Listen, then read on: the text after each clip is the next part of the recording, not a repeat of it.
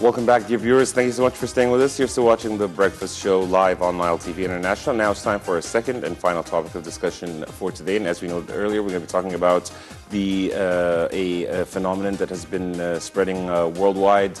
Violence against women and domestic violence. Women have been subjected to several kinds of violence, not only in the Arab world, but worldwide. And to shed more light on this topic, we're most delighted to be joined by Mr. Mohamed al-Nasei, and he's the director of the UN Regional Office. Dr. Mohamed al-Nasei, the head or the director of the Regional UN Office for Women. First of all, good morning, sir, and thank you so much for joining us. A very good morning to you, and it's better to be Mohammed without a doctor, without a mister, so it's Mohammed. Okay. Thank you very much. And first of all, let me talk about the date taken for the UN campaign. Tell us more about this idea. And I think it's going to be something international as well. Correct. And the 25th of November marks a very ugly day in the Dominican Republic more than 50 years ago. Back in 1960, three sisters, the Mirabal sisters, were assassinated by the dictatorial regime over there. And it was an ugly event. And then when the UN decided to have a day to end violence against women back in the 90s, they picked up that date. And since then, as you've been saying, the knowledge and the talk about ending violence against women has become less of a taboo. And we've been discussing it, and we're very grateful that we're with you here in Nile TV to talk about it today. Mm-hmm. Sir, if you can tell us about the role of the UN in propagating against violence for women, and to what extent have the organizations succeeded in curbing this violence? On multiple levels, we're working, as you rightly said, the violence is not only physical or sexual, but it's also psychological. And I think, or I believe, any discrimination, was in the pay gap, whether it was in the political sphere, it's a form of a violence. So we've been working on multiple levels, whether to have the legislations, the policies in place, but also the application of these policies and laws. But the most important is the awareness and education. And we cannot carve any difference unless we communicate for behavioral change. That behavioral change will not happen tomorrow or the day after. It takes a generation or two, but we're starting. The other dimension of it is that the UN cannot do it alone. I think it's very naive of us to think that one entity can do it on its own. Hence, we're collaborating with everyone. Here in Egypt, of course, there's the leadership of the National Council for Women, with whom we work very closely. But also there's the civil society, there are the other members of the government, and also the private sector. Talking about violence of women, actually we have many forms. And the point is, for example, that unfortunately still some people, they believe that the verbal violence will not harm. But on the other side, we have to understand that it will hurt a lot. Just imagine a woman, or any woman, any young lady, any girl, they don't, or they cannot go outside of their house to move free, to go to do whatever they want. And it has nothing to do with the appearance, because the way people were dressed in the past is completely different from now. But the point is, how can we stop this?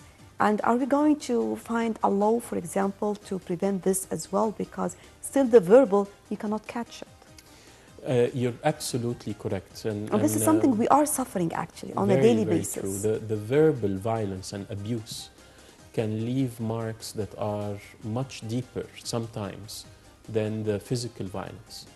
And it's an awareness not only in this country or in the Arab world, but also worldwide. The verbal violence is not being put at par with the other forms of violence. And this is where we need to work on the awareness. We need to work on changing the behavior.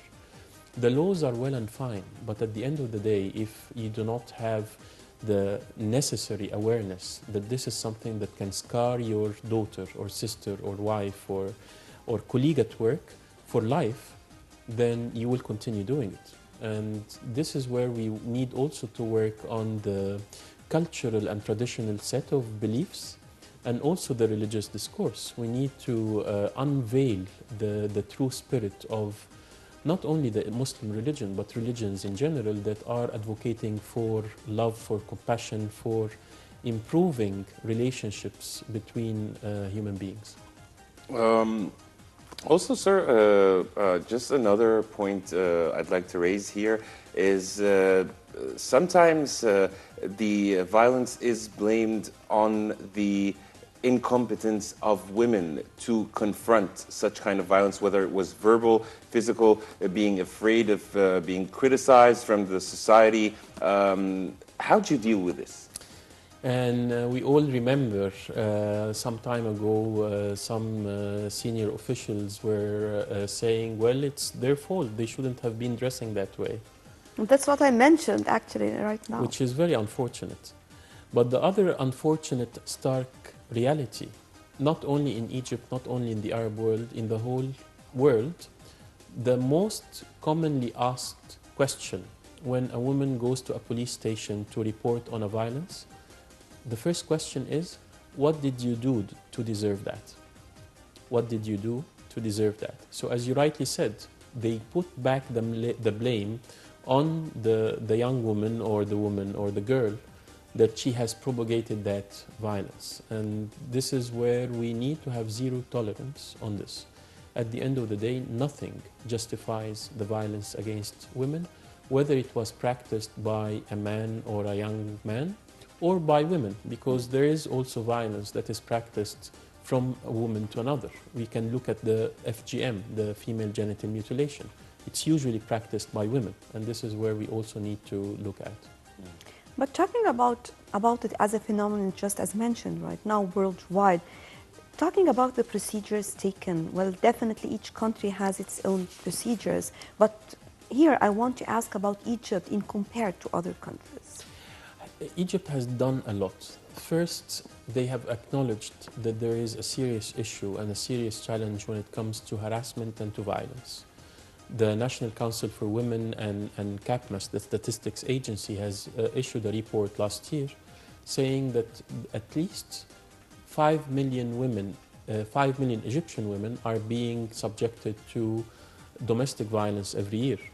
So to acknowledge that is a very, very positive step, and then to work on it. We've seen the efforts that have been done to end the harassment, and now there is a bill to pass on violence against women. There is a hotline to look at it, and there are also the advocacy campaigns that have been put in place. We all remember Ta' Marbuta, we all remember Matiskutush, and there are so many other campaigns that have been done by the government. Mm-hmm. Also, speaking about the government and laws and regulations, how do you see the new sexual harassment law, and to what extent do you find it effective in bringing an end to such violent acts? It is an excellent step. It is an excellent step. If we can measure the efficiency of it, I believe we need a bit of time to see how many cases were reported, how many cases have been processed. And I believe it's very, very important that 1 or 2 cases that makes it to the court, and then there is a court hearing in it that is firm and that is quick and that is fast, will make many others think once and twice and thrice before they do any harassment. Well, it looks like we are talking about people who are doing such acts, of course, and this is important, but sir, you were talking also about awareness and Yes. changing the culture. And changing the behavior or the attitude is the most difficult part whenever we're talking about anything that has to do with the behavior. So do we have any other efforts when it comes to young generation? I mean, how to reach this, for example, in schools? Because we are talking again about a new generation. Forget about the existing one because it will take a lot. It will take money, time, effort. But what about the new generation? Are we working on educating our children on this? Again, you are absolutely right, and I believe you're putting your finger on the most sensitive and the most important issue, which is education. we need to look into the curriculum. And again, unfortunately, it's not in Egypt, but it's in most of the Arab world. You read sentences like, my father goes to the field to work, my mother stays at home to cook. Or I go to play football with my friends, my sister stays at home to help my mother. Very discriminatory. Very discriminatory, and pushing for stereotyping, and pushing for a superior position of the male figure in the family. From an early stage, both girls and boys grow up feeling, well, the girl, my brother has a privilege over me, and the brother feels, well, I'm entitled. So we need to change that. We need to change something as simple as when we draw a figure, a female figure in the book, it's not always in pink and it's not always in red. These are the little things that make a difference. And the relation between the girl and the boy. Exactly. I mean, at school as well, this is also what I meant. Exactly. How to interact in a healthy way, how to desubjectify the woman, like she a colleague or a student colleague at a par with you as a young man, and this is where the starting point needs to be. And I believe that the street vendor, this lady that was met by the Egyptian president, was in something that a role model to follow and a good example for all women, not only in Egypt but also worldwide. And not only the street vendor. The other day I was taking an Uber and it was a woman driver. You find women who are helping you to park on the streets. So there is a hero in each working one in of gas us. stations as well. I started to see this in Egypt. And I know that Dr. Maya Morsi now is working on having women work in plumbing, work in as electricians, etc. So we need to break empowering women, yes. But empowering space. women and give them the space to work such jobs, but also to protect them, because I'm sure they are working, but they are suffering, I'm sure. Because, for example, just think about a young lady who's working in a gas station, surrounded by tens of males. For sure, there are certain, something might happen. So the point is, again here, how can we protect them so that they can work and to feel strong with their self-confidence? We fully agree. We have to provide the measures, the measures that would make them feel empowered and make them feel safe and secure and comfortable in their own workspace, definitely. Sir, moving on to another point, you have kindly pointed out the female genital mutilation. Is it, if you can tell us more, how do you see the situation here in Egypt? Is it critical? Is it on the rise? Your findings, please. There's definitely a lot of improvement, but still the percentage is very, very high. Worldwide, there are 200 million girls that are being subjected to female genital mutilation. And this brings us back to the issue of the law. We have a very firm law. But if we do not apply the law on timely basis, if the court hearings are taking months and months, people will continue to be encouraged to do it. But sir, sorry to jump in here, but how can you impose the law while hundreds or thousands, let's say, of cases are being, thousands of women undergo this operation behind closed doors? So how can you impose this law efficiently? And as you rightly said, this brings us back to the awareness. This brings us back to the religious discourse. We need to speak and we need to continue working with religious leaders, with community leaders to say, well, this doesn't have to do with our religion. This doesn't have to do with our traditions. And this is where people will need to understand that the harm that they are causing is far beyond what they imagine. So hand in hand, I believe the law and enacting the law goes with the awareness and with changing the education. So if we have a chapter like that in the education curricula about the FGM. Hazards. What are we going to do in Egypt on the 25th? There are a lot of campaigns and there are a lot of festivities. There is a song that is going to be launched by Nasei and Zeb Farwat. We're doing a campaign on safe travel. So we're working with the tuk-tuk drivers, with the bus drivers, with the microbus drivers on ensuring that women and young women are safe from harassment and from violence while taking these transportation means. This is under the umbrella of...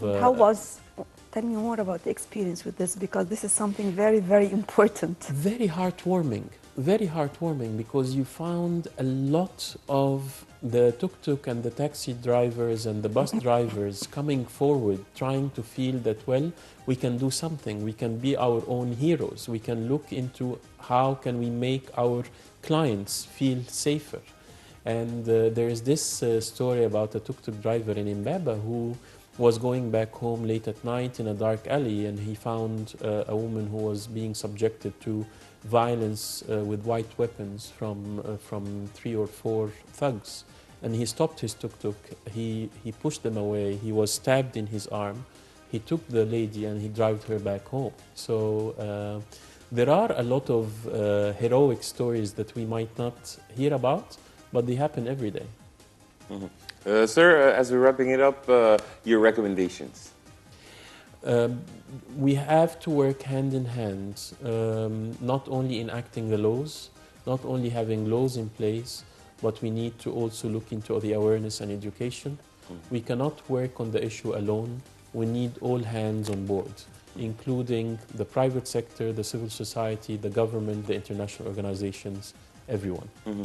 Those who are not member in any of the organizations, for example, on the 25th, talking about women in general, young ladies, how can they share as well? We have our own website on the social media where they can put their own stories if they want. Testimonials. They can color their photograph on Facebook and other social media with orange. Orange is the color of hope. Orange is the color of optimism. And have you chosen a slogan for this day? Ending violence against women and including men and boys in ending violence against women. Yes. We really appreciate your insight, Dr. Mohamed El-Nasri, the Regional Director of the UN Office for Women. Thank you so much for being with us here on Nile TV International on The Breakfast Show. Thank you very much and have a good day. Thank you very much. And dear viewers, by this we wrap up today's episode of The Breakfast Show. Just a quick recap of what we discussed. We talked about the latest crisis that has been facing Egypt regarding floods and irrigation. We had an official from the Ministry of Irrigation and Water Resources to talk about this crisis, and also the empowerment of women and ending violence against women and marking this day by the UN organization. Dear viewers, you're in the company of Nashwa Rashid and Karim Gamal Eddin. Until we meet again, this is a very good day.